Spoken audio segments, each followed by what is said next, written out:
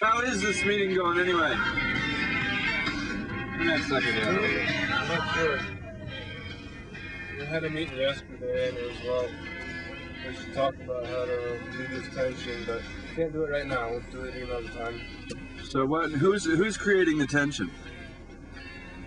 I didn't. Or what's creating the tension? You didn't feel the tension? No. No. So they're feeling tension.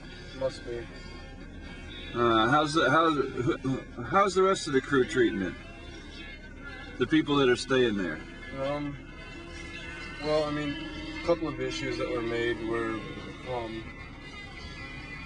messes, and administration accused us of drinking. That would be an obvious one. To accuse you of drinking. Messes. That means you overflowed the trash containers. No, actually, we had like four big trash containers devoted to us. Just stuff would spill on the floor, and I asked twice for mops and dustpan and yeah, sponge. and they never responded. No. Yeah. No. And so what is this meeting here? You obviously wanted to get away from it. Well, I was aiming at it. I'm sorry about that. No, it's okay. There's nothing happening at the office. Is there actually some kind of meeting going to happen? Supposedly, yeah. And who's in the meeting? The students and students and homeless. And Tom's going to be there doing the talking for the homeless? I'm not sure. Has Tom been there full time? No, he's been there some more often in the evenings than daytime. Late night? Yeah. He's there all night? Not all night. He doesn't sleep in. Goes home to answer his messages.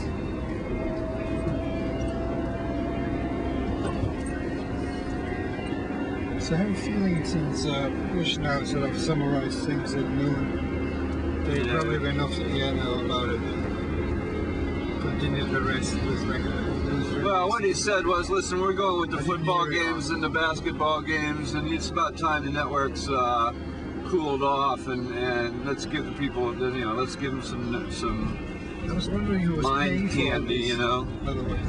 Yeah. Any idea? Oh, it's in the budget. Who's? In the Pentagon? In the Pentagon's budget, or in the. I mean, the Pentagon is the same as everybody else. They're run by the money people,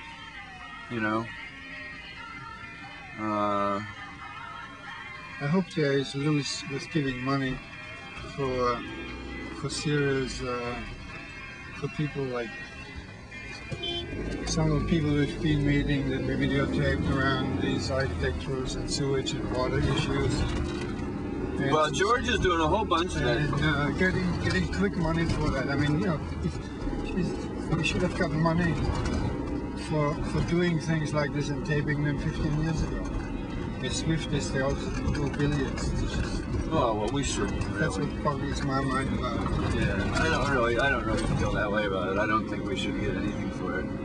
I think we're counterproductive to the society. No, I think because of the blown out controversy about superpowers that are trying to settle. This building right here, this Max building, that would be an interesting. But no, this is. It's got a Century 21 on it. Yeah, hey, that's brand new. Maybe it's out of probate. That's probably what it is. So Shelley's trying to get. Or maybe the court's trying to sell it. I think they have to because Ford across the street went bankrupt. So I don't know what the issue is. Oh, they want the land. They want to put a military base there. Oh. Didn't you notice that? I have no idea. Did you see here in Baghdad? I mean, everything that's there is right in the middle of a population center, and we're doing surgical strikes, not killing any people.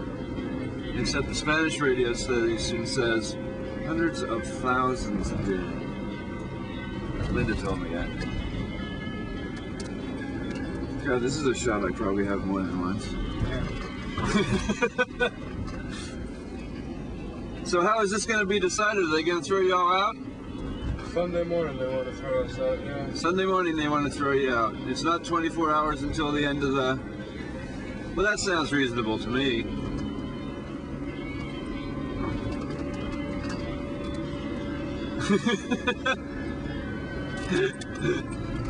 and who wants to throw you out? The administration, obviously. Administration, yeah. And the students are on your side? Well, yeah, they are. They thought about it and said, you know, that they wouldn't feel a need to have 24-hour peace center if it wasn't for us.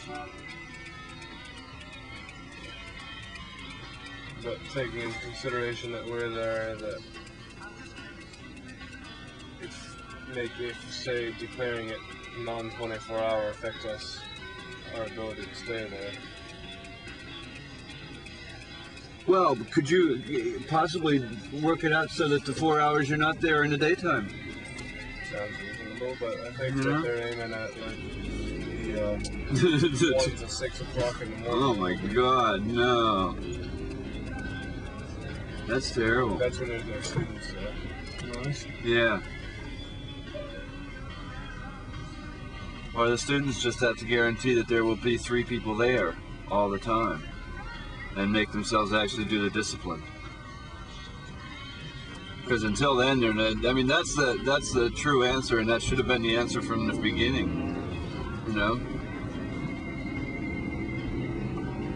As long as it's just not MIT students.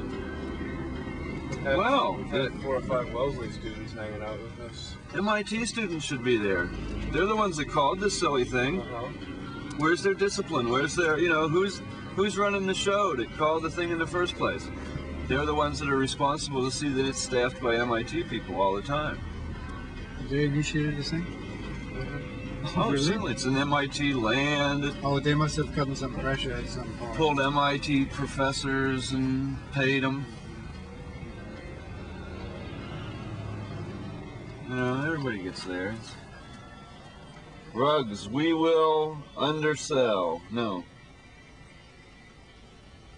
I think this, what will come out of this war is probably people will finally discover how smart they really are and how stupid some of the leaders are. Totally ridiculous. I think that's what we say every time, and that's never what happens. I never had this. Oh, in terms of what ever happens? No, because that never happens, man. The people are really every bit as stupid as they think they are. Because this time there's going to be some severe. I read something in the Globe this morning. So if you blow up chemical companies, it's all over the place, or it just goes kapoof, you know?